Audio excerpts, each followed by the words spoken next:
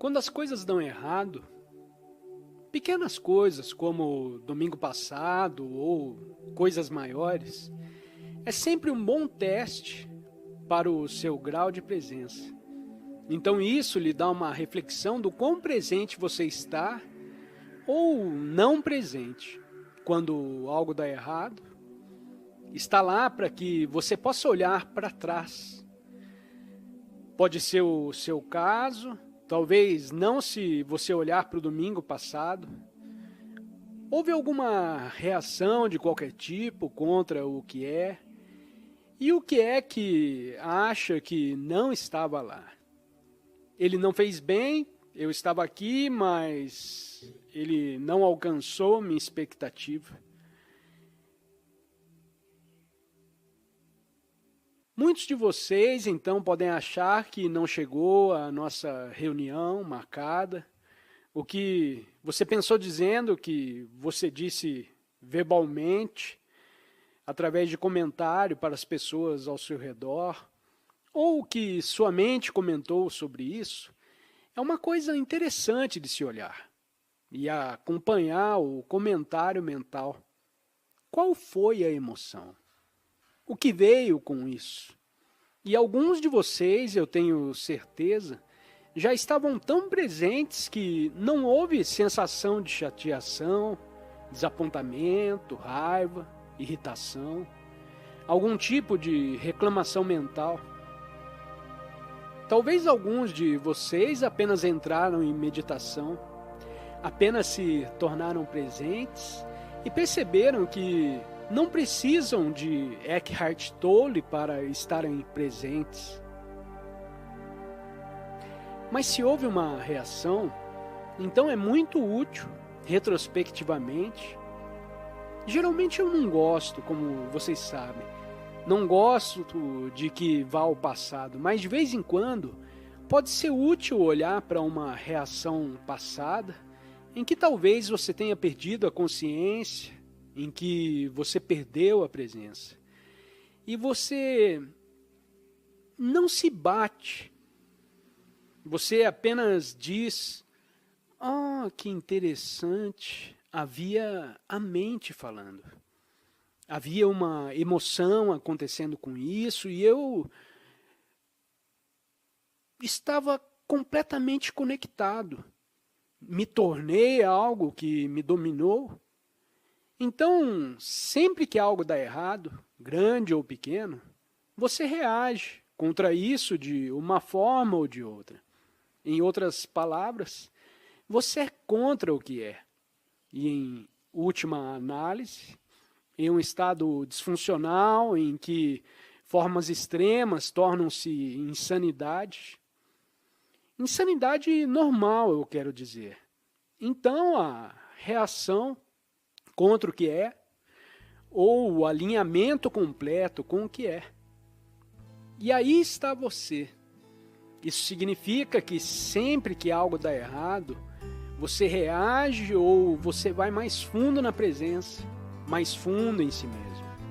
Você pode perceber com pequenas coisas, quando pequenas coisas dão errado, você vai um pouco mais fundo para um lugar onde você não precisa que o externo seja dessa ou daquela maneira, porque você já sente a plenitude da vida.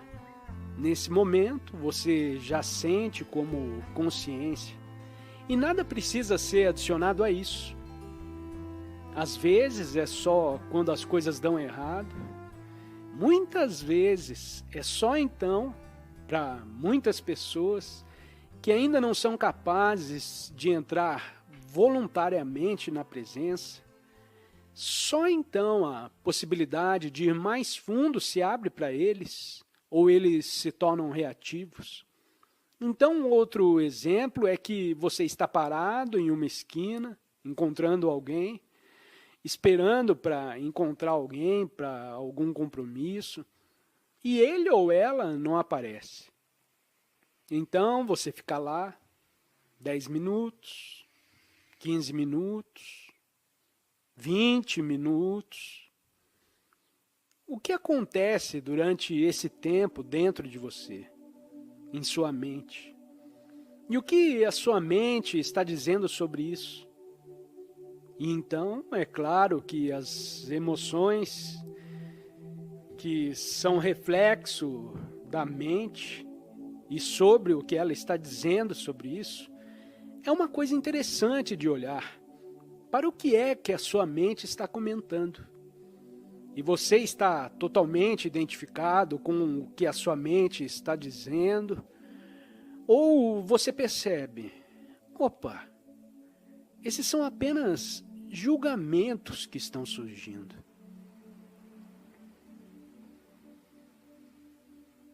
E aí há uma oportunidade, a possibilidade, a oportunidade de abrir mão de todas as interpretações. Naquele momento, enquanto você está parado ali na esquina e a pessoa não aparece, abrindo mão de todas as interpretações, apenas esteja lá, como o campo da presença. Então, para fazer isso, você vai ter que ir mais fundo, onde o que quer que aconteça na superfície da vida não determina mais o seu estado de consciência, sua felicidade ou infelicidade. E é uma sensação maravilhosa de liberdade. Se você pode estar livre de coisas externas, então em algum momento você chama a pessoa e diz onde você está ou onde ela estava. E pode haver então uma explicação perfeitamente razoável porque ele ou ela não pôde vir. Ou nesse caso, todos os seus comentários mentais que talvez tenham sido negativos são revelados como totalmente inválidos, totalmente imprecisos. Foi uma interpretação totalmente errada e que é possível. Ou pode ser que seus comentários mentais foram justificados e essa pessoa diz, olha, eu esqueci completamente, eu estava fazendo outra coisa. E qual é a reação então em você? Sou eu de tão pouca importância para essa pessoa? Que ele ou ela esqueceu do nosso compromisso? Esse também é um pensamento interessante. E esse pensamento pode levar a muitos outros pensamentos, em um nível puramente prático, é claro. Se isso acontecer várias vezes e essa pessoa não aparecer, então você simplesmente não marque mais para se encontrar com essa pessoa. Você pode fazer isso sem nenhuma negatividade ao redor disso. E é exatamente o que é um estado muito poderoso para estar imediatamente com o que é isso e o que é, em vez de dizer mentalmente que não deveria ser, ou fortalecer seu ego reclamando sobre isso. Da mesma forma que dizendo que não deveria ser, porque quanto mais você pode reclamar de alguém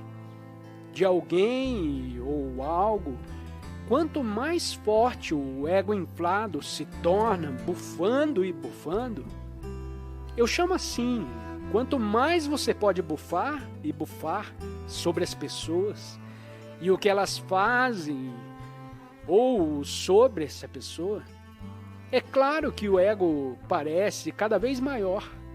É como um balão que está a crescer, quanto mais você bufa e maior ele vai ficando. Você pode viver sem bufar, e bufar, reclamar dos outros, o que eles fazem ou o que eles deixam de fazer, ao invés de bufar e bufar.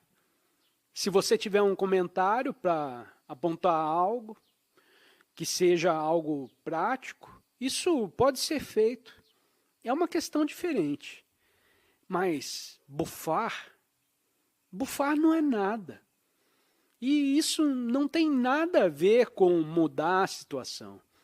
O que muda é a sua maneira de lidar com a situação que se torna disfuncional. Para que você possa dizer a presença de uma pessoa, observando outra pessoa. Se essa pessoa nunca reclama de ninguém, isso é um bom sinal. Presença não reclama de ninguém. É extremamente raro encontrar pessoas assim. Mas talvez você já esteja a caminho, ou talvez esteja naquele estado em que abandonou toda aquela futilidade de reclamar de outras pessoas. Em sua vida não significa que isso é errado. É claro, entre aspas, dar errado não dá errado. É a interpretação mental que diz que está dando errado. Mas estamos usando aquele rótulo convencional de coisas dando errado para apontar para algo muito importante.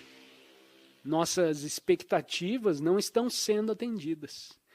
Você não está conseguindo o que quer, algo acontece que não deveria estar acontecendo, ou algo não deveria estar acontecendo, como foi no domingo passado.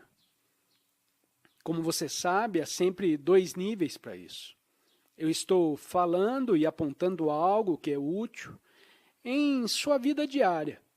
Ao mesmo tempo, há uma presença aqui. Então é por isso que chamamos de meditação. Não é uma meditação convencional.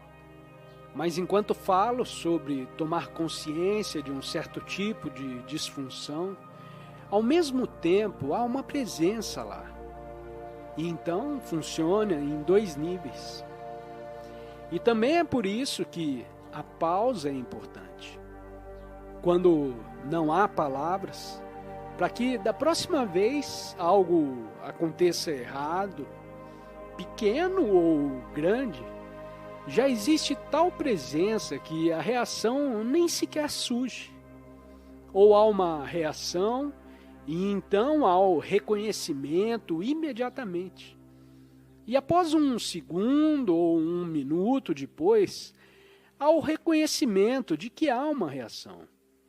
E há um reconhecimento de que a mente está criando sua história em torno da simplicidade do que é.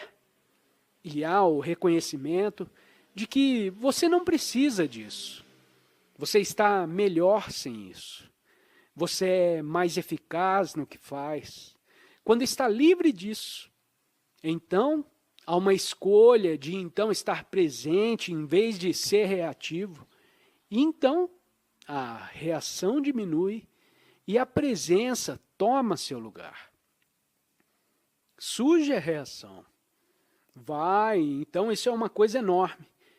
Quando de repente você percebe, na mesma situação, 1 minuto atrás você estava chateado e reativo, e então reconheceu isso. O reconhecimento vem naturalmente da presença intensificada. E então você se tornou a presença em vez da reação. E então a reação desmorona. E então, na mesma situação em que, minuto depois, você está livre de aborrecimentos e se sente fortalecido, isso significa que os externos não te controlam mais. Então, como eu disse, vamos ser gratos por todas aquelas ocasiões em que as coisas dão errado. Elas são sempre uma oportunidade para ir mais fundo. E se algo grande der errado, algo realmente grande, algo que desmorona em sua vida, então você terá que ir muito mais fundo. Então a sua profundidade aumenta. Quando você apenas deixa de ir um pouco chateado, você vai um pouco mais fundo. Mas quando algo grande acontece, uma perda grande em sua vida, então você tem que ir ainda mais fundo. E é sempre milagroso descobrir, de repente, que você pode ser livre de coisas externas no que diz respeito ao seu estado interior.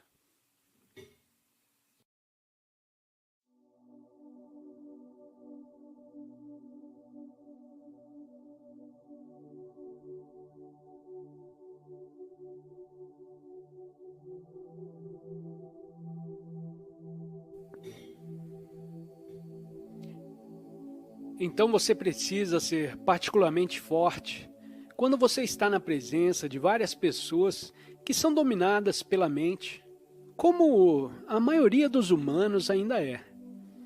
Precisa ser particularmente forte quando você está com alguém que está mentalmente perturbado.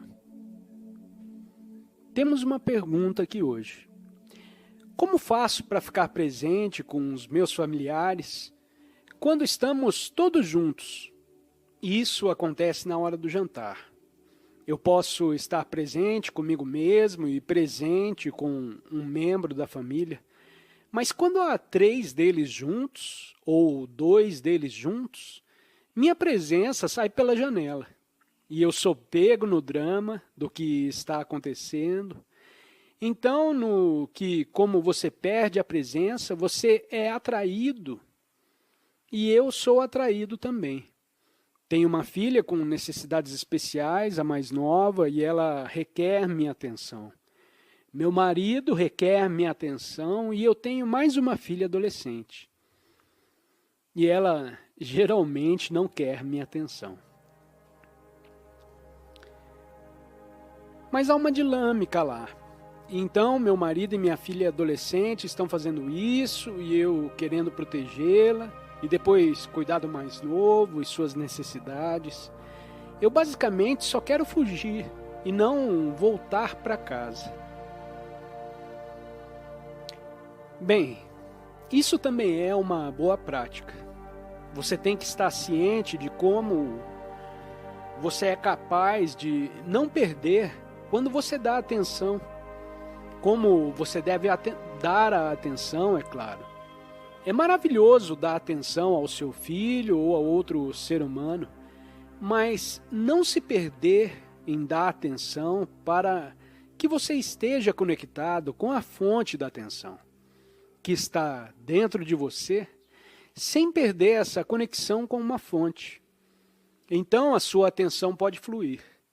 Então você pode dizer algo ao seu filho, dizer algo ao outro, sem se perder nesse movimento. Novamente, a consciência do corpo interior pode ser a âncora para permanecer presente. Está enraizado no ser, e então você vai poder dar atenção e pode sentir a conexão com o ser. Você não está perdido.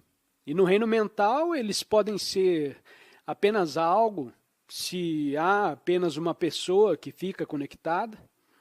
Geralmente afeta todo o campo de energia na sala, da mesma forma que uma pessoa profundamente inconsciente também afeta todo o campo de energia na sala. E se houver uma pessoa inconsciente, lá, por exemplo, uma pessoa profundamente negativa, isso pode não ser o caso na sua família. Então teria que haver a sua presença. E ela teria que ser bastante intensa para neutralizar. Isso não é um combate. Você não luta contra a escuridão, apenas a luz precisa ser mais forte. Você aumenta o interruptor mais escuro. Mas você tem que aumentá-lo de qualquer maneira até certo ponto. Como você disse, com as pessoas em casa. Também há o fator adicional de que as pessoas com quem você fala muito sobre o passado, às vezes é difícil ficar presente com elas, do que com as pessoas com quem você não compartilha pessoas conhecidas como amigos, mas membros da família que remontam a muito tempo. É um desafio adorável também.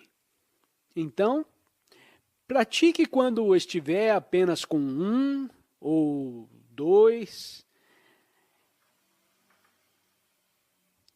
Então você verá que há um poder de presença suficiente em você, para que você possa manter a presença mesmo quando há mais pessoas. E agora é necessário que você tenha vigilância de sua própria energia, sua própria consciência.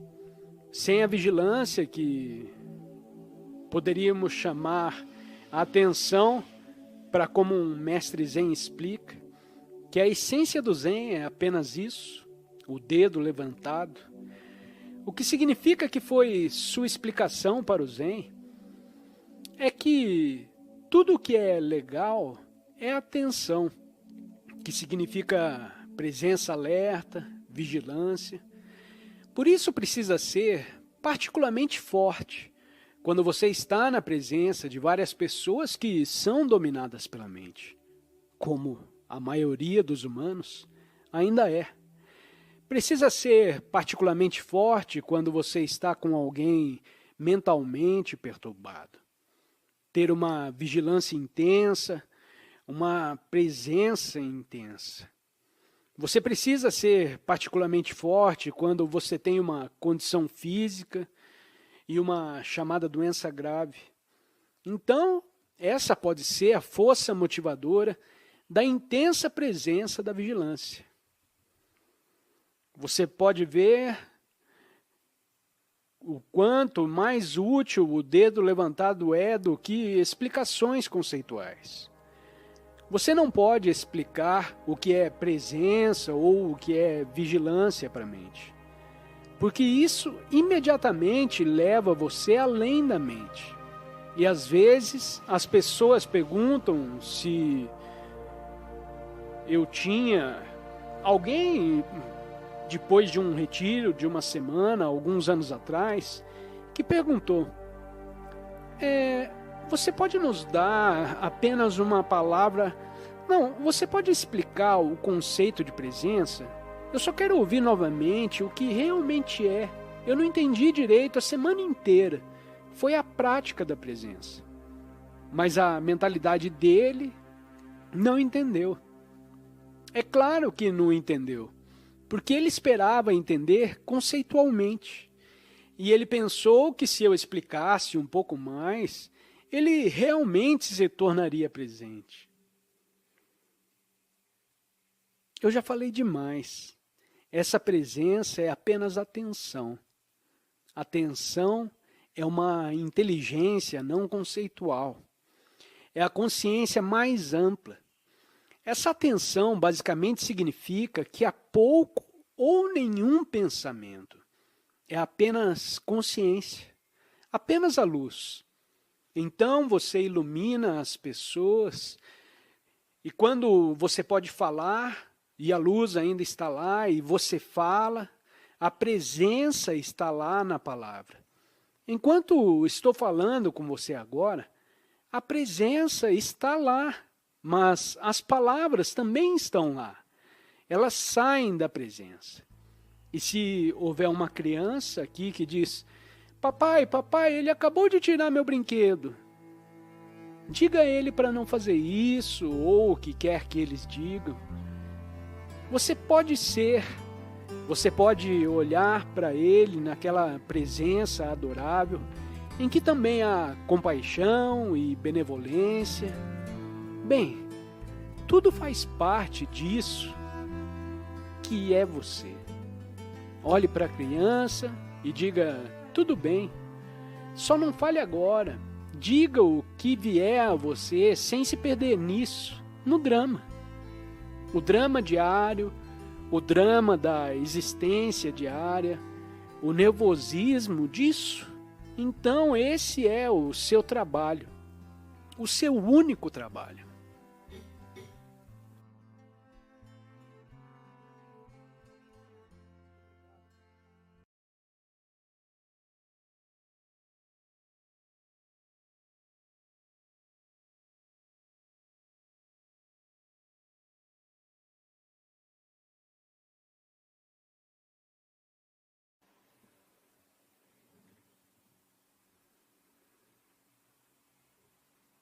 Esse estado de amplidão já está em você o tempo todo. Existe um equivalente de sono sem sonhos em nossa existência comum, mas a maioria das pessoas não está ciente disso. Essa é uma dimensão de consciência que é possível para os seres humanos que têm certas semelhanças com o sono sem sonhos. E embora mestres espirituais e assim por diante tenham falado sobre isso e apontado para isso por um longo tempo, milhares de anos, ainda não é de conhecimento comum que existe um potencial em cada ser humano para realizar dentro de si um estado de consciência que é mais profundo, infinitamente mais profundo do que o estado comum de pensar e fazer a vida normal. Às vezes chamo esse estado de amplidão. Amplidão interior, ou às vezes chamo de presença ou quietude. Na espiritualidade indiana, na Índia, quero dizer, tem uma palavra que eles falam sobre eles e que eles têm falado sobre isso, e eles têm um termo para isso. Eles o chamam de o quarto estado de consciência, Túria, que é, eu acredito, que o que você tem em um dia sem sonhos, um sono sem sonhos, que você tem o estado de sonho e você tem a vigília normal. Então você tem o quarto estado, o que a maioria dos humanos não sabe que está lá para eles, que eles não sabem e que é o maior, que poderia, quase diga assim, a tragédia da vida humana é perder a possibilidade que existe em uma vida humana de realizar esse quarto estado de consciência. É uma suposição de buscadores espirituais, mesmo na Índia, e qualquer um que não tenha percebido isso por si mesmo, ou mesmo teve vislumbres disso. Há uma suposição de que esse quarto estado é extremamente difícil de alcançar, e você precisa de incontáveis anos de prática espiritual ou incontáveis vidas para finalmente alcançar o falso estado de consciência. E essa crença realmente o impede de percebê-lo dentro de si mesmo, porque esse estado de espaço já está em você o tempo todo. Então, se acredita que é algo que você precisa alcançar em algum momento futuro. Aquela crença de que o pensamento continuamente impediria você de realizá-lo agora, porque você mentalmente sempre projetará. Então você diz, eu vou meditar porque eu quero atingir em algum momento o quarto estado. Então isso pode ser um grande obstáculo em sua meditação, porque o impede de ir mais fundo no momento presente, onde está o estado falso. Ou quase se poderia dizer que não é apenas onde está o quarto estado. O momento presente é o quarto estado de consciência. O espaço do agora, não o que acontece no agora, mas o mais profundo espaço em que isso acontece, o pano de fundo de sua vida, está continuamente lá. E continuamente também se infiltra através de um pensamento. Entre dois pensamentos, por exemplo, você passa 3 segundos. Por 3 segundos você está livre de si mesmo. E você pode olhar para algo, ou seja o que for, ou apenas experimentar um momento de paz e vitalidade. E então, é claro, você volta a pensar. Em outro momento, um pouco mais, o espaço entra novamente. Quando você está, talvez, saboreando algo, sim, isso é apenas a percepção do sabor, sem qualquer interferência mental. Apenas uma presença consciente por trás da percepção sensorial. Então você percebe que o estado está sempre presente em cada pensamento. Existe naquele espaço e é apenas um movimento de onda no espaço. E por isso, não é algo que você precisa alcançar como se não o tivesse, mas porque já está aqui e é essencialmente quem você é. É intrinsecamente um com a essência do seu ser. E se você não sabe disso, então a sua vida é muito limitada. E apenas uma pessoa sem nenhuma dimensão transcendente para a sua vida. E aqui estamos nós, para nos aprofundar na nossa compreensão do espaço interior.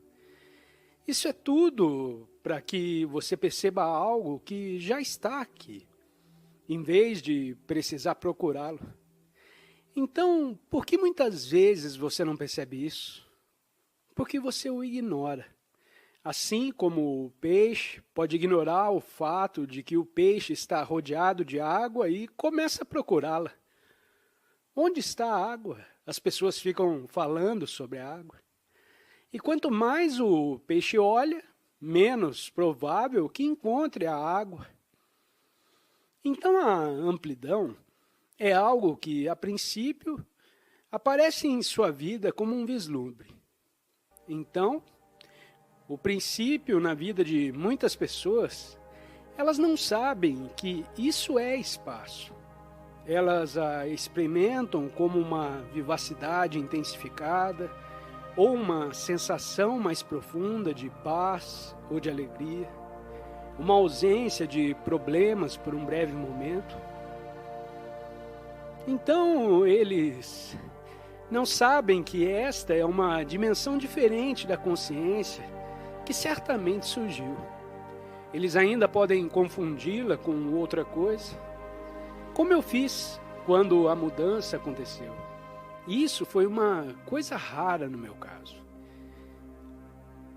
Não aconteceu e então meio que o estado, para a maioria das pessoas, é uma coisa mais gradual.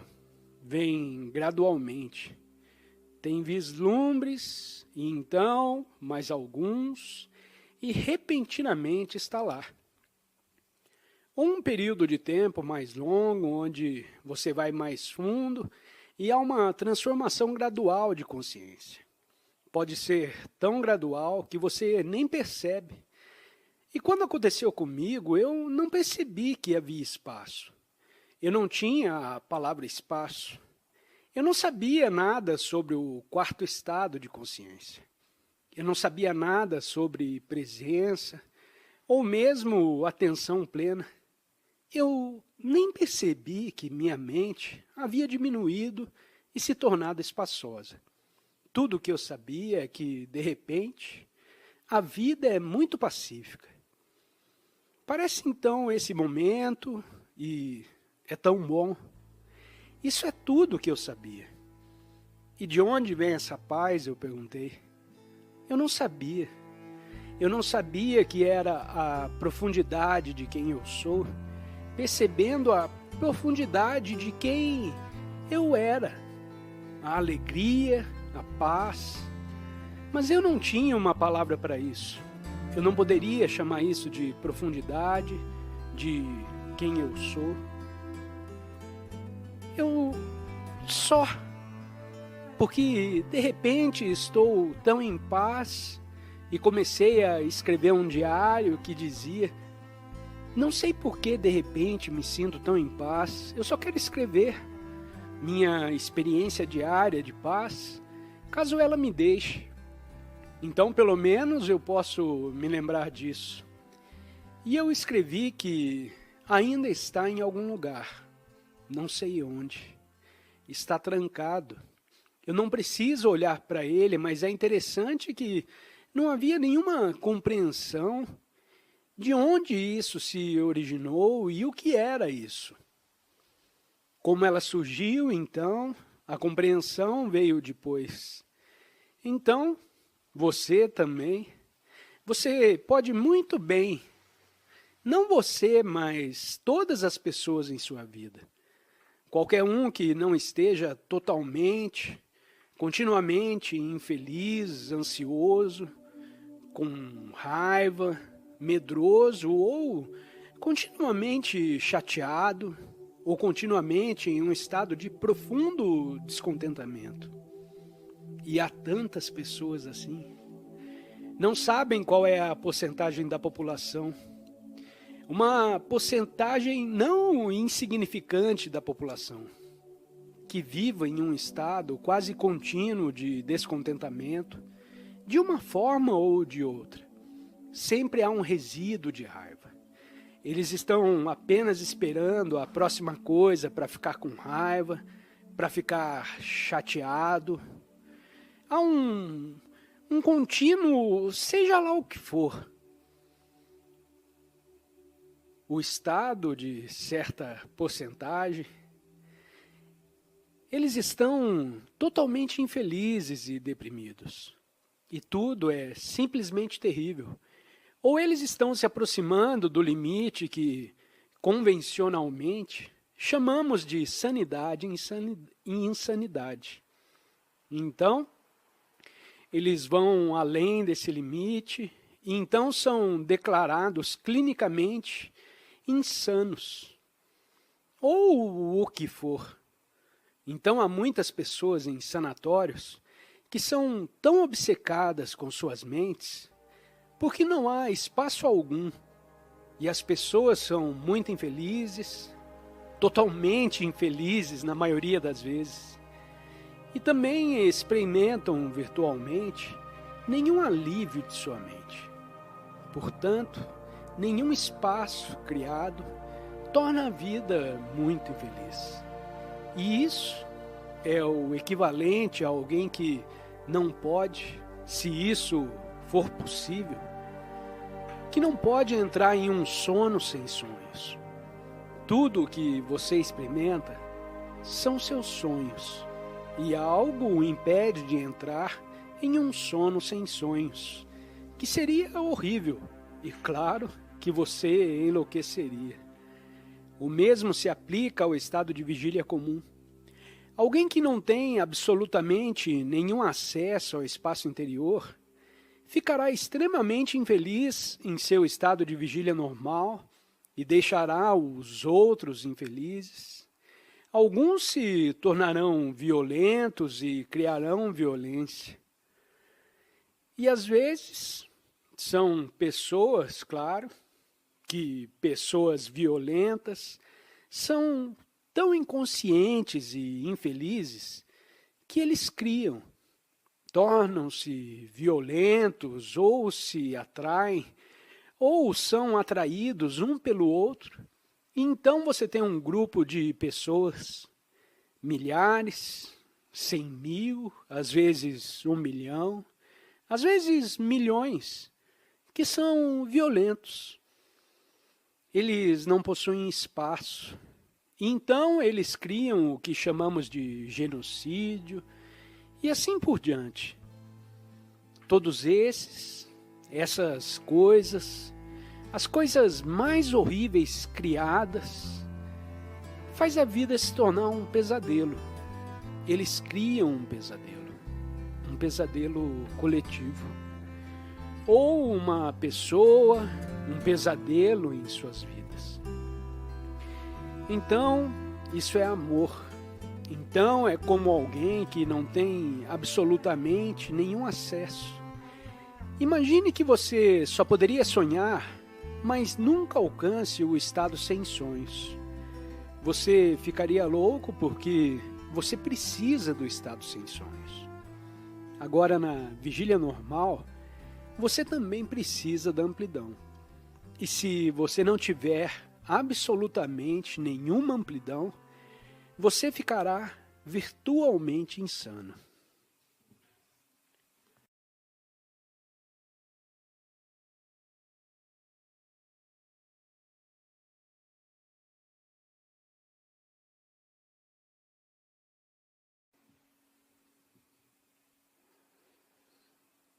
A maioria dos humanos, exceto aqueles que já estão em contato com aquela dimensão interna que está além desse reino superficial da ilusão, a maioria dos humanos tem uma série de coisas das quais derivam o seu senso de identidade. Parcialmente coletivo, parcialmente pessoal, coletivo. Poderia significar sua nação, sua identidade tribal, relacionadas a esportes e assim por diante. Religião, minha religião, a sua religião, a nossa religião, ou igreja particular, ou movimento dentro de uma religião em oposição a outra igreja, que é diferente do nacionalismo. Em alguns lugares ainda é forte, não tão insano quanto, talvez como foi no século XX em muitos lugares. E muitos outros possuem a identificação coletiva do meu clube, minha cidade, minha terra ou nossa.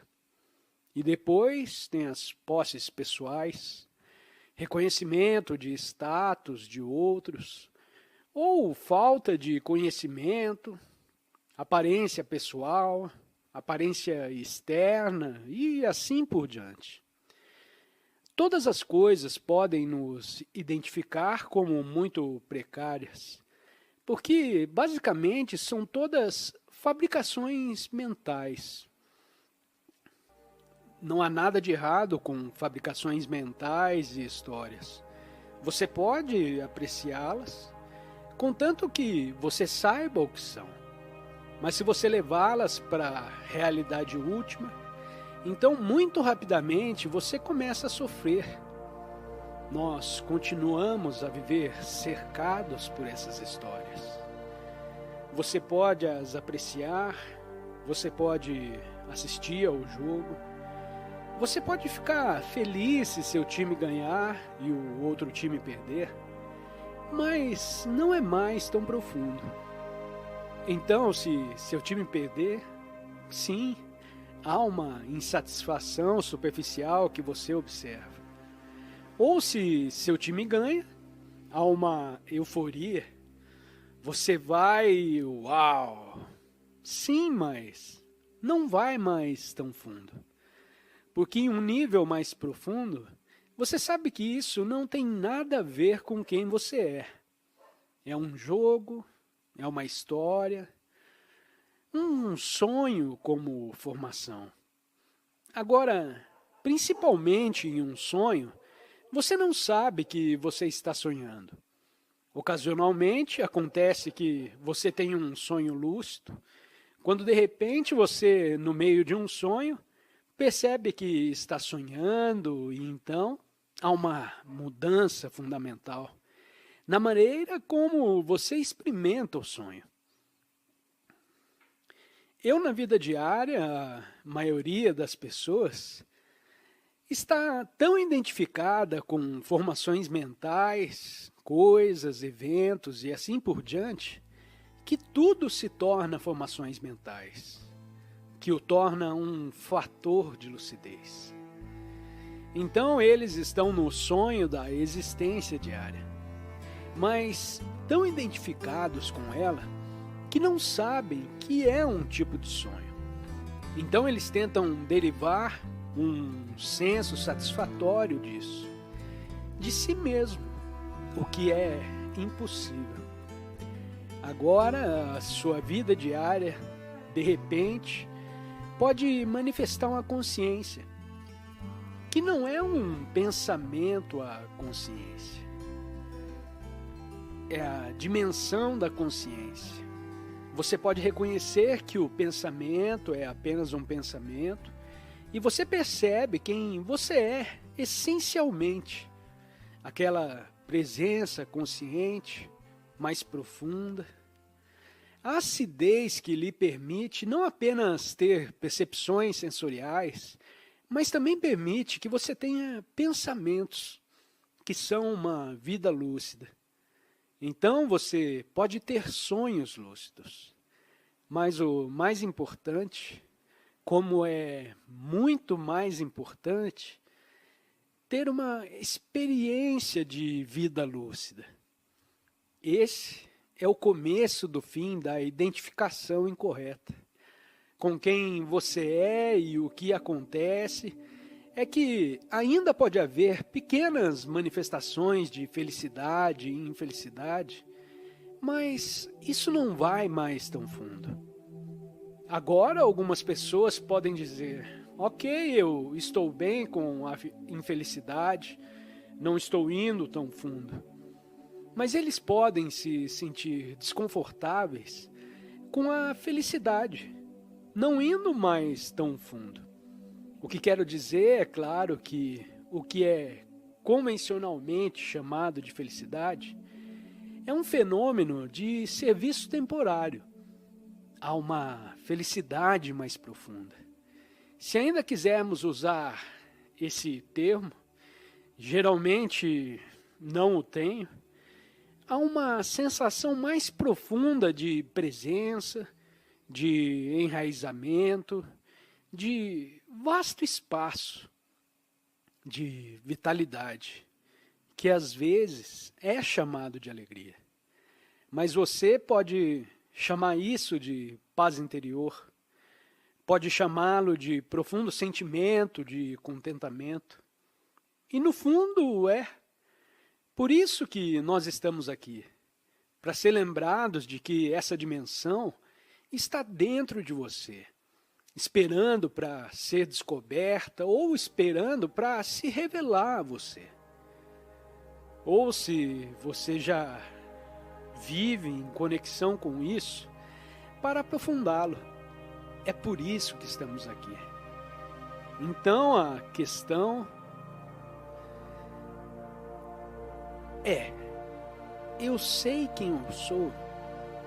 Além do meu corpo físico, ou além da minha aparência externa, além do meu lugar na sociedade, além de qualquer país ao qual eu pertenço, porque eu nasci lá, além da minha religião, que novamente, na maioria dos casos, é minha religião porque eu nasci em um lugar particular. Além do meu status de função social na sociedade, ou além de minhas posses. E todas essas coisas que eu mencionei, são realmente, elas podem ter uma existência externa, mas você as experimenta como imagens em sua mente. E é claro que você é a presença por trás dessas imagens. E mesmo dentro dessas imagens. Então agora há uma chance de você parar de pensar, não por meio de nenhum tipo de esforço, não por meio de qualquer ato de força de vontade, não pela supressão do pensamento, mas simplesmente porque você percebe que agora o pensamento não é realmente necessário. Você não precisa descobrir o que eu estou falando ou pensando sobre isso. Você entende as palavras. Então é claro que há alguma atividade mental. Mas as palavras não são compreendidas no conceito de nível mental. Elas são compreendidas por você em um nível mais profundo, onde a verdade que essas palavras apontam é imediatamente reconhecido como sua própria presença. Quando as palavras apontam para a presença, somente a presença em você pode reconhecer o significado. Você não pode ser capaz de explicar isso a ninguém. É apenas um simples fato de que você está consciente, nesse momento, sem dúvida. E todo o resto pode ser uma espécie de sonho, mas tende a haver uma consciência para o sonho aparecer. E aparece à luz da consciência. Eu sou o que eu falo por ti, por mim. Eu sou o que sou. Eu sou presença consciente, sou consciência, sem forma, atemporal. E eu me conheço como a consciência sem forma e atemporal. Mas esse conhecimento só pode surgir entre dois pensamentos ou na ausência temporária da sensação do pensamento, como agora, entre esse momento, porque no exterior há um tempo mais profundo. Não há tempo entre esse momento agora e esse momento agora. Não há pensamento. É uma coisa incrível. Então, vamos tentar de novo, e eu digo agora 2 vezes, e entre os 2 agoras, veja se você pode ser apenas isso com a presença. Agora. Agora. Bem, isso não foi tão difícil. Que tal um pouco mais? Agora.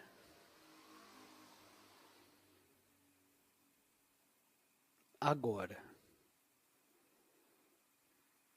Você pode fechar os olhos, ou pode ficar de olhos abertos, ou pode olhar nos meus olhos. Pode ser útil olhar nos meus olhos, porque eu não estou pensando. E isso pode te conectar com o estado de não pensar. Faça de novo. Agora. Agora. Não há nada mais importante em sua vida. E eu estou 100% confiante, e certamente essa é a verdade absoluta. Não há nada mais importante em sua vida. Não importa quem você seja, ou onde você esteja. Acessando essa dimensão, que não é apenas a dimensão de sua verdadeira identidade, mas também o lugar onde a verdadeira inteligência surge e a criatividade e a paz são. Encontre bondade amorosa para com todos os seres, porque esse é o reino sem forma da própria vida, da própria consciência, que então se reconhece em todas as outras formas. E por isso é de vital importância você encontrar esse caminho.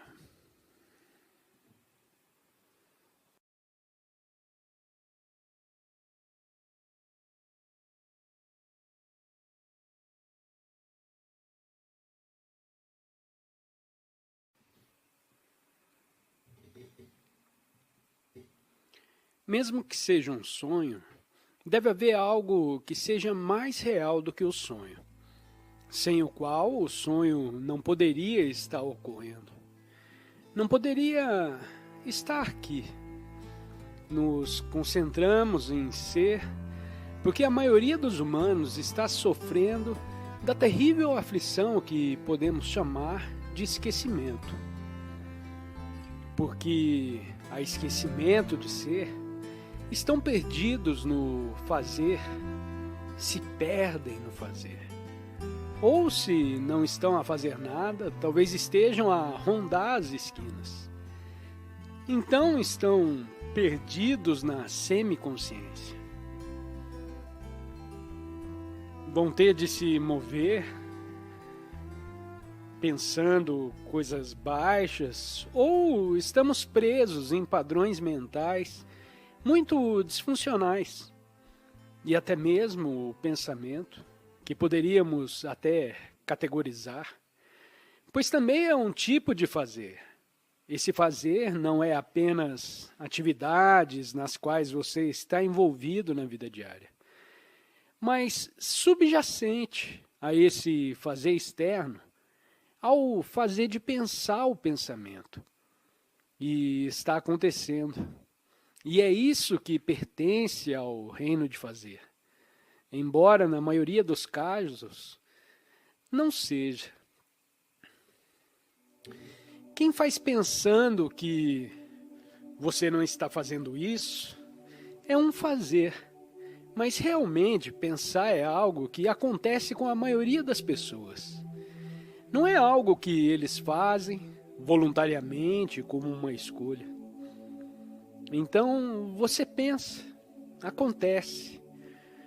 Com você, pode-se dizer então, às vezes, eu digo que você não acha que está sendo pensado, que está sendo criado pelo movimento involuntário e compulsivo do pensamento, que é algo condicionado pelo passado.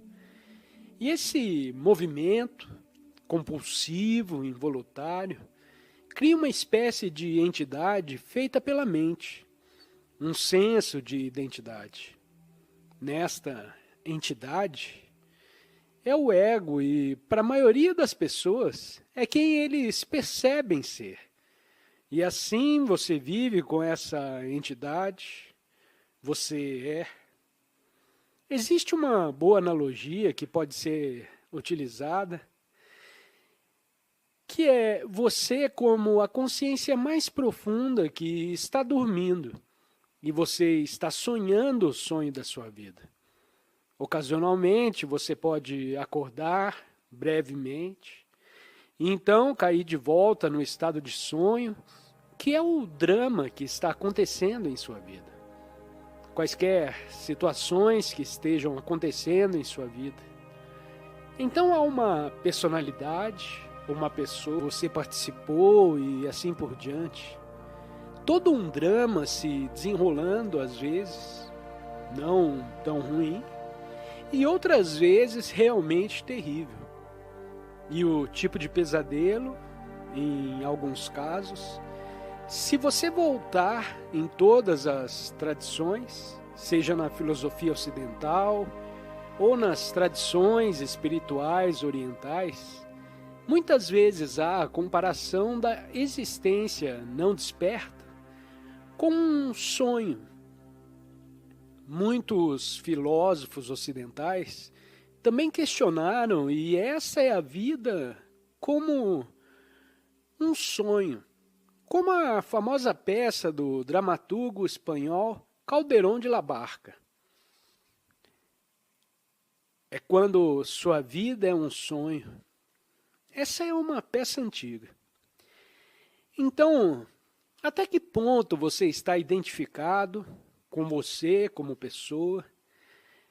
Você ainda pode estar preso no sonho. É possível que enquanto você se senta aqui ou onde quer que sente, fique de pé ou deite ou ser desperto, está emergindo parcialmente ou totalmente. Então há um você. Pode ser um híbrido entre o sonho e a entidade sonhada e aquele que está realizando o sonho, que é a consciência. Você provavelmente já ouviu falar de sonho lúcido. O que significa isso? É um sonho real quando você está dormindo e sonha. Às vezes pode acontecer quando você está no meio do sonho e você de repente percebe que está sonhando. É um ponto interessante, mas é tudo um sonho. Então você pode pensar, ok, eu poderia fazer qualquer coisa agora. Vamos ver o que eu posso criar nesse sonho. Na maioria dos casos isso não dura muito, porque acordando, o despertar, o estado de vigília em termos convencionais, não é realmente compatível com os sonhos. Então é algo muito breve se você se conscientizar no sonho. É mais provável que, muito rapidamente, você acorde do sonho. Então ele se foi, e então você acorda em uma vigília normal, que é outro, espiritualmente falando, outro tipo de sonho. Agora vamos supor que isso, agora mesmo, nesta sala aqui com um homem falando, e você sentado aí com a sua história, com sua pessoa condicionada, criada por sua história. E talvez possamos supor que isso poderia ser um sonho. Você poderia estar sonhando isso. Você estava no meio do sonho. Você está sonhando com um homem que diz que você pode estar sonhando. Oh, que incrível! E vamos supor por um momento que seja esse o caso, que você está realmente sonhando nesse mesmo lugar, uma situação. Tudo é sua parte do seu sonho. Não sei que pode ser o caso, depende de como você olha de uma certa perspectiva ou de outra perspectiva, mas vamos supor que seja por um momento. Mesmo que seja um sonho, deve haver algo que é mais real do que o sonho, sem o qual o sonho não poderia estar ocorrendo. Esse pré-requisito, é claro que deve haver uma consciência na qual o sonho acontece. Então, torna-se de importância secundária se você está sonhando. Se você está sonhando nesse momento ou não, deve haver uma essência dentro desse sonho que é real. Nessa essência, há a luz da consciência, na qual as imagens do sonho aparecem, e essa luz da consciência está criando o sonho.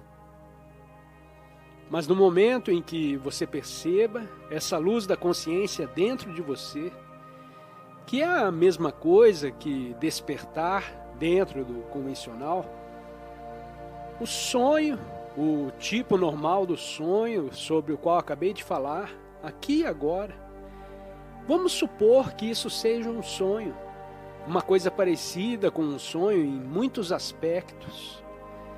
É porque os sonhos evaporam muito rapidamente. Eles vêm, então algo mais acontece. E talvez após esse retiro você pode acordar na manhã seguinte e dizer: se eu apenas sonhei com esse retiro ou realmente aconteceu? Então vamos supor que de repente você percebeu algo dentro desse sonho. Se é o que é de algo além disso, algo que transcende o sonho, não está separado dele, mas sem o qual não poderia existir. E esse é o sentido de existência ou presença, de eu sou ou consciência, a percepção de que você está consciente, ou melhor, não é a linguagem muito enganosa. Os erros podem surgir facilmente no momento em que você verbaliza algo. Quando eu digo que você está consciente, não está certo. Vocês são a consciência. A essência de quem você é a consciência. Se eu disser que você está consciente e há dois de vocês, com você e a consciência, então no sonho, você se de repente perceber que está além do sonho, tornando-se consciente, tornar-se consciente de algo que surge, porque tudo que surge seria parte do sonho. Não tornar-se consciente de qualquer nova forma que surge como um pensamento, ou percepção sensorial, ou uma emoção, mas tornar-se consciente da consciência, que não é algo que não é você. Pode dizer: lá está, eu tenho a consciência, lá está. Ah, não, ela está ali. Eu apenas tinha, mas ela já se foi. A consciência não pode se tornar um objeto. O efeito da consciência, tudo mais é um objeto que surge na consciência. Mas se você tentar transformar a consciência em um objeto, então você está perdido novamente. Você não pode transformar a consciência em um objeto, porque a consciência é exatamente o que você está procurando. Se você deixa, você está procurando por algo além da pessoa. Onde está o real? O real, onde está o real? Eu quero o real. Eu quero ir atrás do passado que eu estou procurando. Se você está procurando, esperando por uma experiência em que essa coisa vai acontecer, isso seria muito enganoso, porque você estaria procurando por alguma experiência, como fogos de artifícios espirituais, ou a visão final. Como você vê em algumas pinturas antigas de místicos cristãos, e você não pode ter isso por tanto tempo. Quero dizer, a visão está lá, como vai durar muito. Então, se você está procurando por si mesmo no reino da experiência, ou no reino da manifestação, fenômenos, objeto da consciência, você não pode encontrá-lo lá. Porque a mesma coisa ou nada que está procurando por você é você. É como uma lanterna. Você usa uma lanterna para encontrar a lanterna. Você está procurando a lanterna, que é você.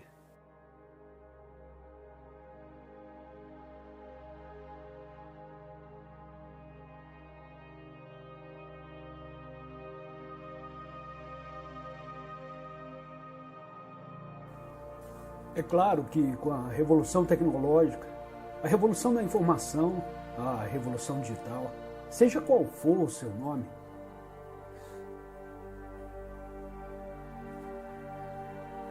há uma enorme quantidade de conhecimento disponível para todos. Quase todo o conhecimento do mundo. E há a interligação entre as pessoas e assim por diante.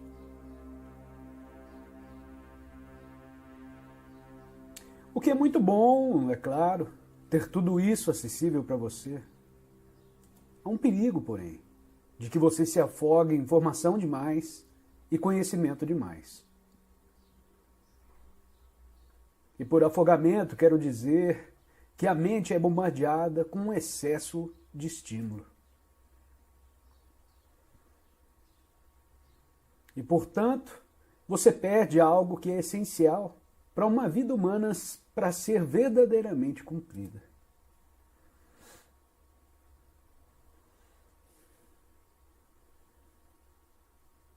E isso é o lugar de paz, paz interior ou quietude. O lugar que se poderia descrever como a fonte de toda a inteligência que muitas pessoas não realmente, nem sequer percebem que existe dentro delas. Então eu gostaria de falar um pouco sobre isso, que realmente estamos falando sobre o núcleo do que a espiritualidade significa. Espiritualidade não é ter uma estrutura de crença particular, não é se subscrever a um determinado conjunto de pensamentos. Espiritualidade é descobrir uma dimensão dentro de si mesmo. Isso é, podemos dizer mais profundo ou mais alto do que o movimento contínuo do pensamento.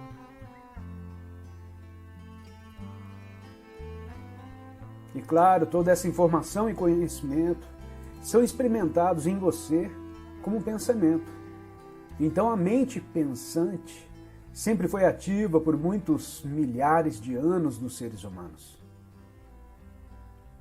Mas agora é ainda mais ativa do que antes, porque fica energizada pelo incrível aumento em estímulos. Antes, tudo o que você tinha era simples. O simples estímulo sensorial em seu entorno imediato. E depois vieram livros, então você tem a contribuição adicional disso. E em seguida veio gradualmente a mídia de massa, e agora esta incrível revolução da tecnologia da informação, computadores e assim por diante.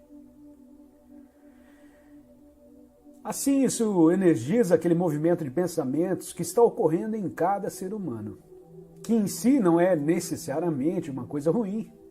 Só se torna uma coisa ruim e uma coisa autodestrutiva se isso é tudo que você experimenta dentro de você, em sua consciência.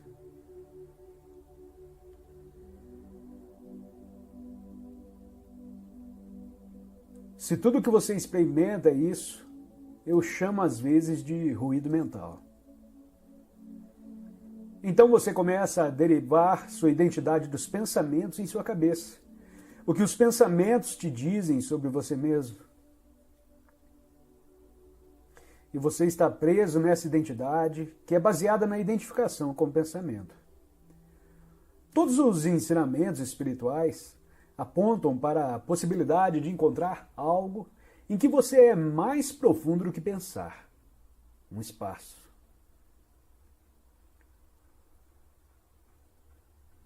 Uma quietude que está sempre lá.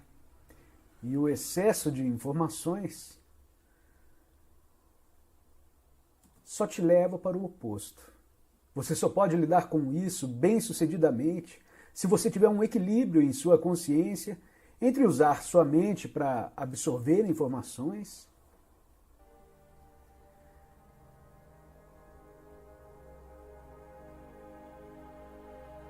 para colocar novas informações, para trabalhar com as informações que você ingeriu e os estímulos. Se você tem um equilíbrio entre isso e algo que é mais profundo do que o pensamento em você, e na verdade, em vez de lhe dar novos conhecimentos aqui, eu não quero fazer isso porque eu não quero acrescentar ao conhecimento que você está acolhendo, que é, de qualquer forma, muito mais do que você precisa. Mas peço para você que tente sempre procurar o silêncio, o espaço que está constantemente dentro de você.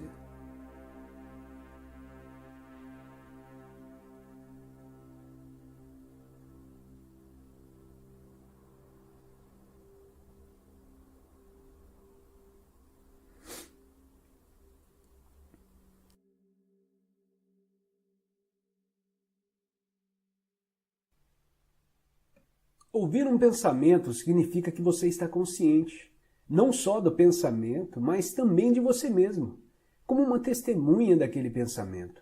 Isso acontece porque uma nova dimensão da consciência acabou de surgir. Quando você ouve o pensamento, sente uma presença consciente, que é o seu eu interior mais profundo, por trás ou por baixo do pensamento.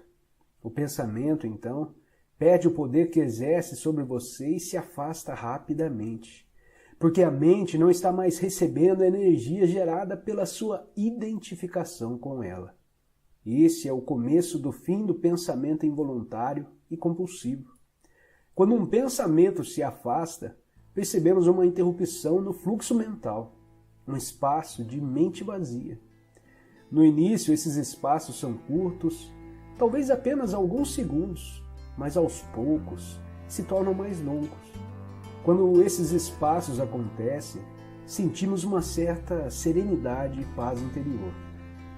Esse é o começo do estado natural de nos sentirmos em unidade com o ser, que normalmente é encoberto pela mente. Com a prática, a sensação de paz e serenidade vai se intensificar. Na verdade, essa intensidade não tem fim. Você também vai sentir brotar lá de dentro uma sutil emanação de alegria, que é a alegria do ser. Não se trata de um estado de transe, nada disso. Se o preço da paz fosse a perda da consciência e o preço da serenidade, uma falta de vitalidade e de vivacidade, então não valeria a pena. É exatamente o oposto. Nesse estado de conexão interior, ficamos muito mais alertas, estamos presentes por inteiro. Ao penetrarmos mais profundamente nessa área de mente vazia, como ela às vezes é chamada no Oriente, começamos a perceber o estado de pura consciência. Neste estado, sentimos a nossa própria presença com tal intensidade e alegria que os pensamentos as emoções, nosso corpo, o mundo exterior, tudo se torna insignificante comparado a ele. No entanto, não é um estado egoísta e sim generoso. Ele nos transporta para um ponto além do que antes julgávamos ser o nosso eu interior. Essa presença é essencialmente você e, ao mesmo tempo, muito maior do que você. Na vida diária é possível pôr isso em prática, dando total atenção a qualquer atividade rotineira, normalmente considerada como apenas um meio para atingir um objetivo, de modo a transformá-la em um fim em si mesma. Por exemplo, todas as vezes que você subir ou descer as escadas, em casa ou no trabalho, preste muita atenção a cada passo, a cada movimento, até mesmo a sua respiração. Esteja totalmente presente. Ou quando lavar as mãos, preste atenção a todas as sensações provocadas por essa atividade, como o som e o contato da água, o movimento das suas mãos, o cheiro do sabonete e assim por diante. Ou então, quando entrar em seu carro, pare por alguns segundos depois que fechar a porta e observe o fluxo da sua respiração. Tome consciência. Dê um silencioso, mas poderoso sentido de presença. Para medir sem errar o seu sucesso nessa prática, verifique o grau de paz dentro de você. Portanto, o passo mais importante na caminhada em direção à iluminação é aprendermos a nos dissociar de nossas mentes. Todas as vezes que criamos um espaço no fluxo do pensamento, a luz da nossa consciência fica mais forte. Um dia, você pode se surpreender sorrindo para a voz dentro da sua cabeça, como sorriria para as travessuras de uma criança. Isso significa que você não está mais levando tão a sério o que vai pela mente, pois o seu interior não depende dela.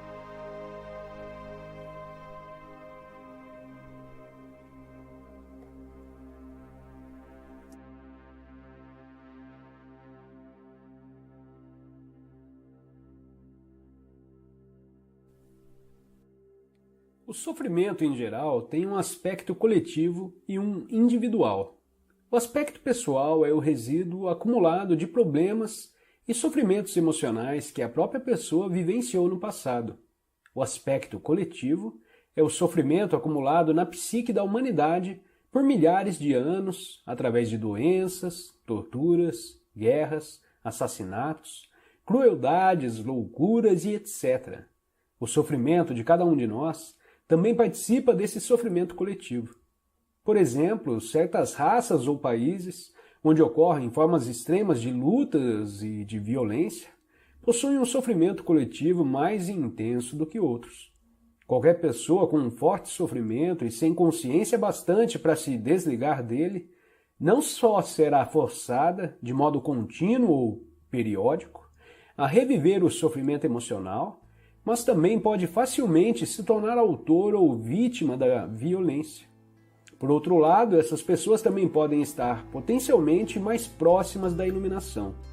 Claro que esse potencial nem sempre se realiza, mas se você tiver um pesadelo, provavelmente terá mais motivos para despertar do que alguém que acabou de ter um sonho comum sobre as dificuldades da vida.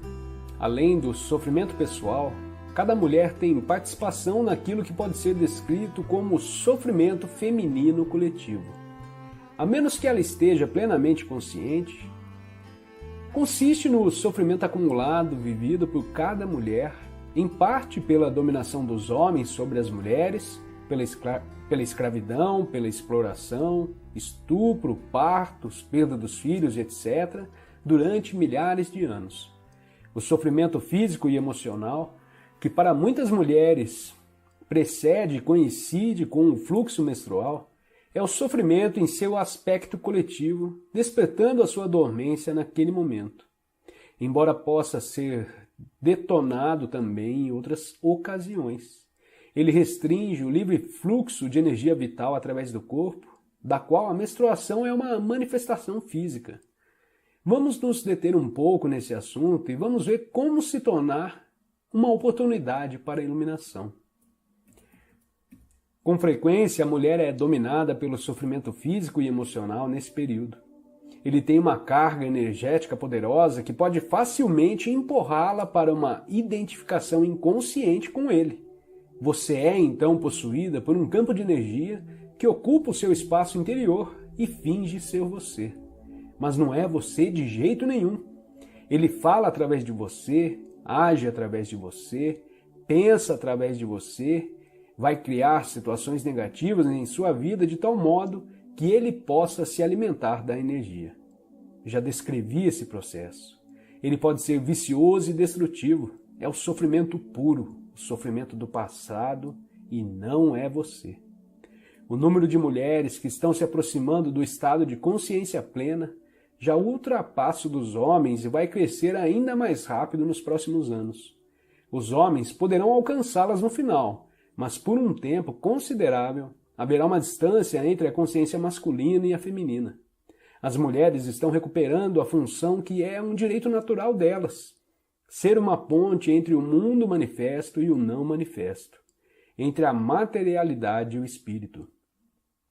A sua tarefa principal agora, como mulher, é transformar o sofrimento de forma que ele não mais se interponha entre você e o seu verdadeiro eu interior. Naturalmente, você também tem de lidar com outro obstáculo à iluminação, que é a mente pensante. Mas a presença intensa que você produz, quando lida com o sofrimento, também vai libertá-la da identificação com a mente. A primeira coisa a lembrar é que enquanto você construir a sua identidade em função do sofrimento, não conseguirá se livrar dele. Enquanto investir uma parte do seu sentido de eu interior no sofrimento emocional, você vai resistir ou sabotar inconscientemente cada tentativa para curar o sofrimento. Por quê? Porque você quer se manter inteiro e o sofrimento se tornou uma parte essencial de você. Esse é um processo inconsciente e o único caminho para superá-lo é torná-lo consciente. Perceber de repente que você está ou tem estado preso ao sofrimento pode lhe causar um choque. No momento em que você percebe isso, você acabou de romper com a ligação. O sofrimento é um campo de energia quase como uma entidade que se alojou temporariamente no seu espaço interior. É a energia da vida que foi aprisionada, uma energia que não está mais fluindo. Claro que o sofrimento está ali por causa de certas coisas que aconteceram no passado. Ele é o passado vivo em você. E se você se identifica com ele, se identifica com o passado. Uma identidade vítima acredita que o passado é mais poderoso do que o presente, o que não é verdade. É a crença que outras pessoas e o que fizeram a você são responsáveis pelo que você é hoje, pelo seu sofrimento emocional ou por sua incapacidade de ser o verdadeiro eu interior. A verdade é que o único poder está bem aqui neste momento, o poder da sua presença. Uma vez que saiba disso, perceberá também que só você é responsável pelo seu espaço interior neste momento e que o passado não consegue prevalecer contra o poder do agora.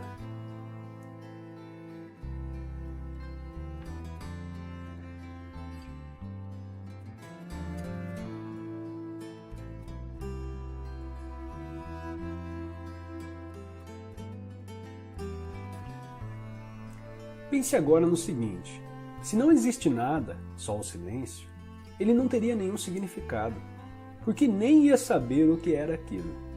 Só quando o som apareceu é que o silêncio passou a ter um sentido. Da mesma forma, se só existisse o espaço, sem nenhum objeto, ele também nada significaria para você.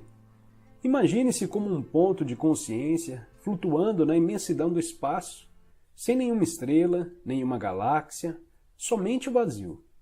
O espaço não teria imensidão, ele nem estaria ali. Não haveria velocidade nem movimento de um ponto para o outro. São necessários ao menos 2 pontos de referência para que a distância e a velocidade possam ter um significado. O espaço só passa a ter um significado no momento em que a unidade se transforma em dois, e em que, como dois, se transformam em 10.000 coisas, que é como Lao Tse chama o mundo manifesto. É assim que o espaço se amplia cada vez mais. Portanto, o mundo e o espaço surgem no mesmo momento. Nada poderia ser sem que houvesse o espaço, ainda que o espaço não seja nada. Mesmo antes que o mundo existisse, antes do Big Bang, se você preferir, não existia nenhum espaço vazio esperando para ser preenchido. Não existia nenhum espaço, assim como não existia coisa alguma. Só existia o não manifesto, a unidade. Quando a unidade se transformou em 10.000 coisas, o espaço de repente mostrou que estava ali, permitindo que as 1.000 coisas existissem. De onde ele terá surgido? Será que Deus o criou para acomodar o mundo? Claro que não. O espaço é coisa nenhuma. Portanto, ele nunca foi criado. Saia de casa em uma noite clara e olhe para o céu. Os milhares de estrelas que podemos ver a olho nu não passam de uma fração infinitesimal do que existe lá por cima. Os telescópios mais potentes já conseguem identificar 1 bilhão de galáxias, cada uma formando um mundo isolado, contendo cada um bilhões e bilhões de estrelas. Ainda assim, o que inspira mais respeito é o próprio espaço sem fim, a profundidade e a quietude que possibilitam que toda essa grandeza exista. Nada poderia inspirar mais respeito e grandiosidade do que a inconcebível imensidão e quietude do espaço. E ainda assim, o que ele é? Um vazio, um imenso vazio. Aquilo que se apresenta para nós como espaço, no nosso mundo percebido através da mente e dos sentidos, é a forma exteriorizada do próprio não manifesto. É o corpo de Deus. É o grande milagre. E o grande milagre é que essa quietude e imensidão que permitem o universo ser, não estão apenas lá no espaço, estão também dentro de nós. Quando estamos inteiro e totalmente presentes, nós o encontramos como espaço interior e sereno da mente vazia. Dentro de nós, ele é imenso em profundidade, não em extensão. A extensão espacial é, em última análise, uma percepção distorcida da profundidade infinita, uma característica da realidade transcendental única. O espaço e o tempo que percebemos são, em essência, uma ilusão, mas contêm um cerne de verdade. Correspondem às duas características essenciais de Deus, que são a infinitude e a eternidade, vistas como se tivessem uma existência externa fora de nós. Dentro de nós, o espaço e o tempo possuem um equivalente que nos revela não só a verdadeira natureza de cada um deles, como também a de cada um de nós. Enquanto o espaço corresponde à quietude, à infinitamente profunda região da mente vazia, o tempo tem o seu equivalente interno na presença, na percepção do eterno agora. Lembre-se de que não há diferença entre os dois. Quando o espaço e o tempo são percebidos, em nosso interior como não manifesto, mente vazia e presença, o espaço exterior e o tempo continuam a existir para nós, mas perdem a importância. O mundo também continua a existir para nós, mas não nos impõe mais restrições. Portanto, o objetivo final do mundo não está dentro do mundo, mas na transcendência do mundo. Assim como nós não teríamos consciência do espaço se não houvesse objetos no espaço. O mundo é necessário para que o não manifesto seja percebido. Talvez você tenha ouvido o ensinamento budista. Se não houvesse ilusão, não haveria iluminação. É através do mundo e, em última instância, através de você, que o não manifesto é reconhecido. Estamos aqui para tornar possível que o propósito divino do universo se revele.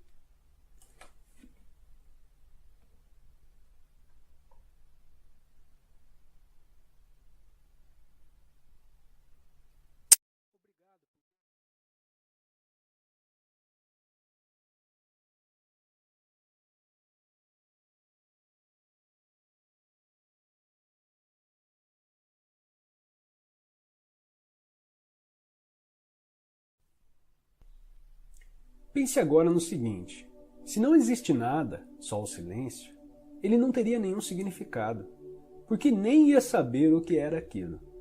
Só quando o som apareceu é que o silêncio passou a ter um sentido.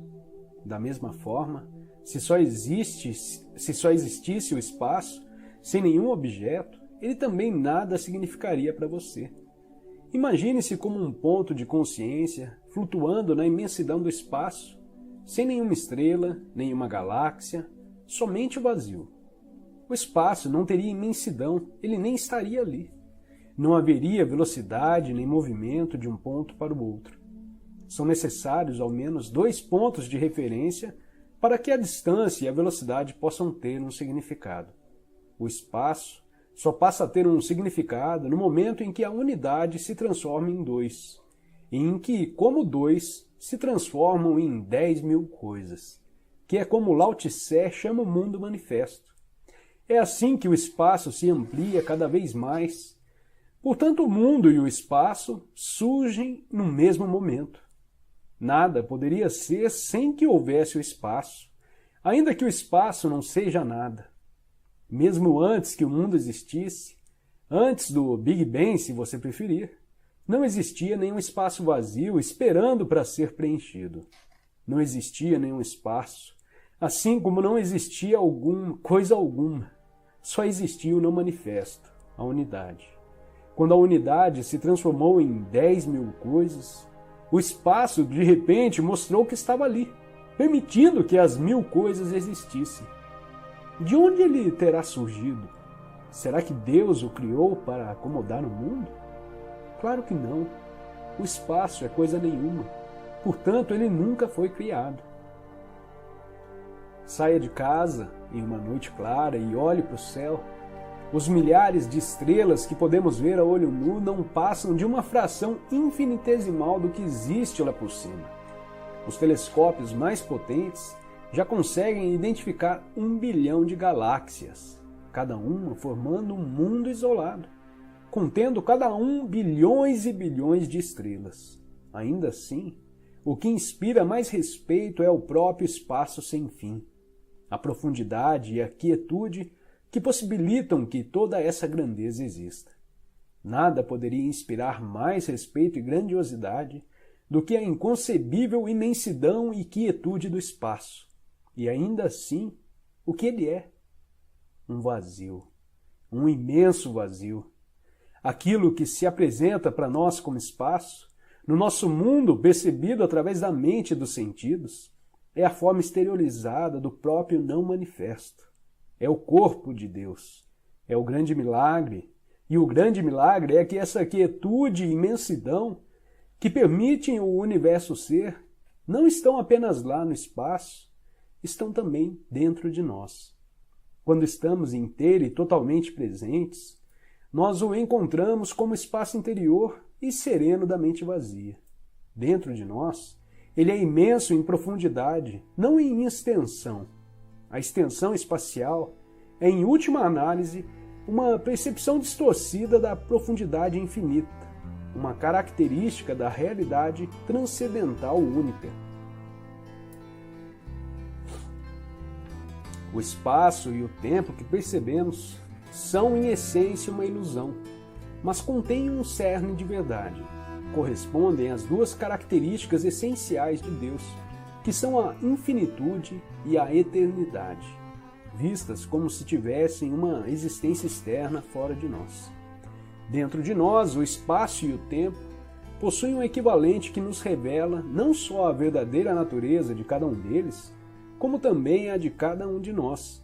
Enquanto o espaço corresponde à quietude, à infinitamente profunda região da mente vazia, o tempo tem o seu equivalente interno na presença, na percepção do eterno agora. Lembre-se de que não há diferença entre os dois. Quando o espaço e o tempo são percebidos, em nosso interior como não manifesto, mente vazia e presença, o espaço exterior e o tempo continuam a existir para nós, mas perdem a importância. O mundo também continua a existir para nós, mas não nos impõe mais restrições.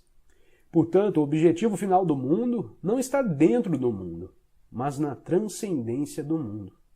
Assim como nós não teríamos consciência do espaço se não houvesse objetos no espaço. O mundo é necessário para que o não manifesto seja percebido. Talvez você tenha ouvido o ensinamento budista. Se não houvesse ilusão, não haveria iluminação. É através do mundo e, em última instância, através de você, que o não manifesto é reconhecido. Estamos aqui para tornar possível que o propósito divino do universo se revele.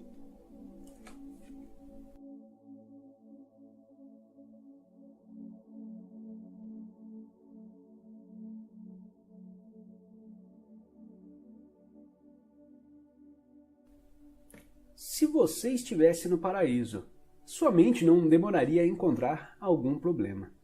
Não se trata, basicamente, de solucionar seus problemas.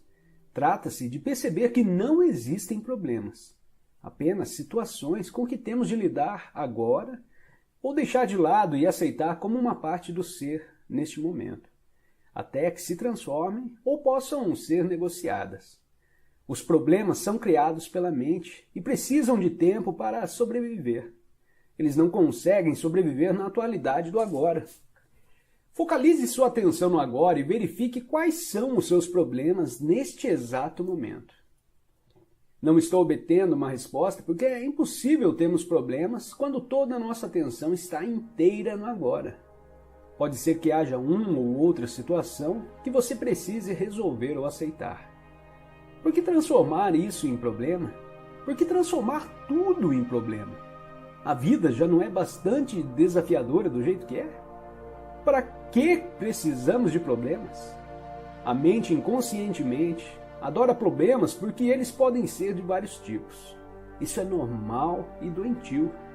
A palavra problema significa que estamos lidando mentalmente com uma situação, sem que exista um propósito real ou uma possibilidade de agir no momento. E também que estamos inconscientemente fazendo dele uma parte do nosso sentido de eu interior. Ficamos tão sobrecarregados pela nossa situação de vida que perdemos o sentido da vida ou do ser. Ou então vamos carregando na mente o peso insano de uma centena de coisas que iremos fazer ou poderemos ter de fazer no futuro, em vez de focalizarmos a atenção sobre uma coisa que podemos fazer agora. Quando criamos um problema, criamos sofrimento. Por isso é preciso tomar uma decisão simples. Não importa o que aconteça, não vou criar mais sofrimento nem problemas para mim. É uma escolha simples, mas radical. Ninguém faz uma escolha dessa a menos que esteja verdadeiramente sufocado pelo sofrimento. E não se consegue levar esse tipo de decisão adiante a não ser acessando o poder do agora. Se não criar mais sofrimento para si mesmo, você não criará também para os outros. Deixará assim de contaminar nosso lindo planeta, seu próprio espaço interior e a psique humana coletiva com a negatividade da criação de problemas. Se alguma vez esteve numa situação de emergência, de vida ou morte, saberá que isso não foi um problema. A mente não teve tempo para se distrair e transformar a situação em problema. Numa emergência de verdade, a mente para. Ficamos absolutamente presentes no agora, e algo infinitamente mais poderoso passa a dominar. Essa é a razão pela qual existem inúmeros relatos de pessoas comuns que, de uma hora para outra, tornam-se capazes de façanhas incrivelmente corajosas. Numa situação de emergência, ou você sobrevive ou morre. Em nenhum dos casos existe um problema. Algumas pessoas ficam furiosas quando me ouvem dizer que os problemas são ilusões. É que estou ameaçando afastar delas a imagem que têm de si próprias. Elas investiram muito tempo num falso sentido de eu interior. Durante muitos anos, definiram inconscientemente suas identidades de acordo com os problemas que tiveram. Quem seriam sem eles? Uma grande porção do que as pessoas dizem, pensam ou fazem é, na verdade, motivada pelo medo, que está sempre ligado ao foco no futuro e a se estar fora do contato com o agora. Se não existirem problemas no agora, não existirá o medo. Caso apareça uma situação com a qual você precise lidar agora, a sua ação vai ser clara e objetiva, se conseguir perceber o momento presente. Tem muito mais chances de dar certo. Não será uma reação vinda do condicionamento da sua mente no passado, mas sim uma resposta intuitiva à situação. Em situações em que a mente teria reagido, você vai achar mais eficaz não fazer nada.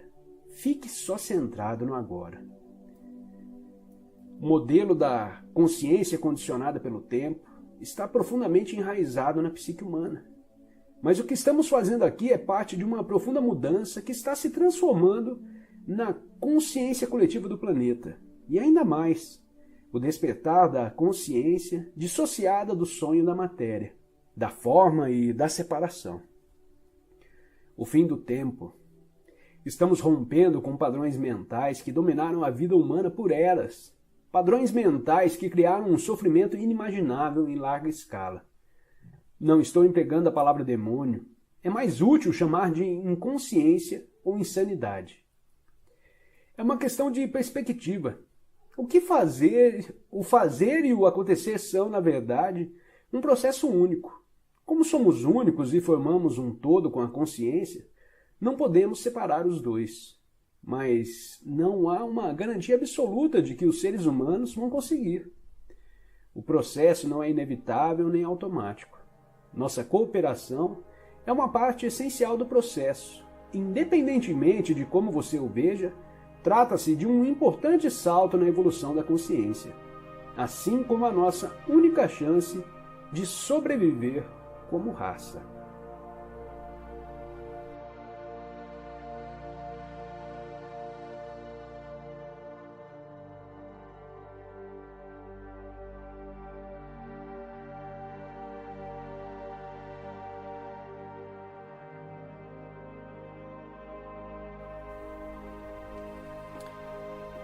Entrega significa aceitar esse momento como ele é.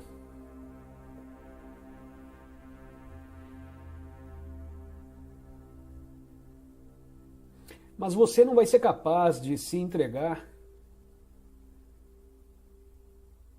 a menos que você esteja completamente farto de sofrimento. Você teve sofrimento o suficiente e a certa altura você se dá conta que a maior parte do seu sofrimento é criado por você mesmo. É criado a partir da resistência àquilo que é. É criado a partir da interpretação de algo que é. Isso vem de um pensamento desta interpretação e não da situação. Então você realmente se dá conta que teve sofrimento o suficiente. E somente quando você realmente teve o sofrimento suficiente em sua vida, você é capaz de dizer: eu não preciso mais disso. O sofrimento é um professor maravilhoso.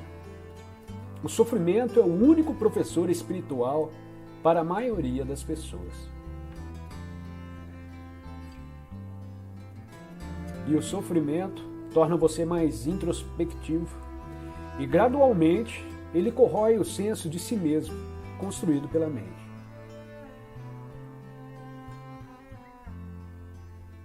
O ego.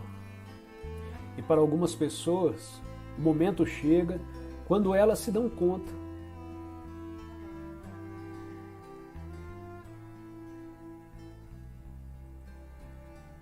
de que sofreram o suficiente. E este é, por exemplo, o caso de quase todas as pessoas que vão para um retiro.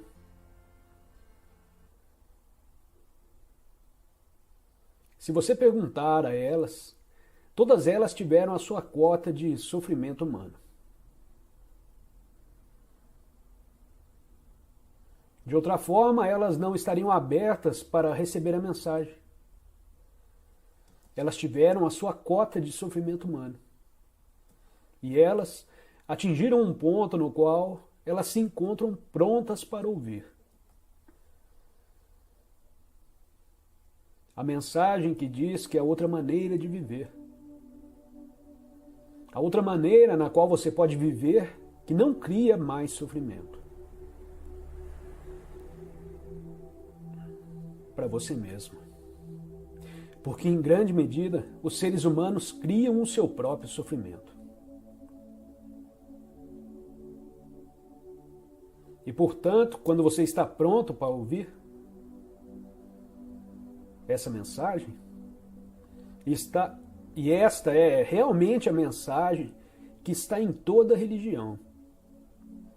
Essa é a mensagem central do budismo, é o fim do sofrimento. E até mesmo a mensagem central nos ensinamentos de Jesus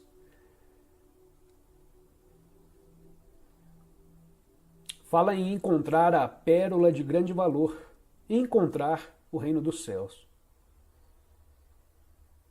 que está dentro de você aqui e agora, como disse Jesus. E com certeza isso é parar de viver num estado de sofrimento.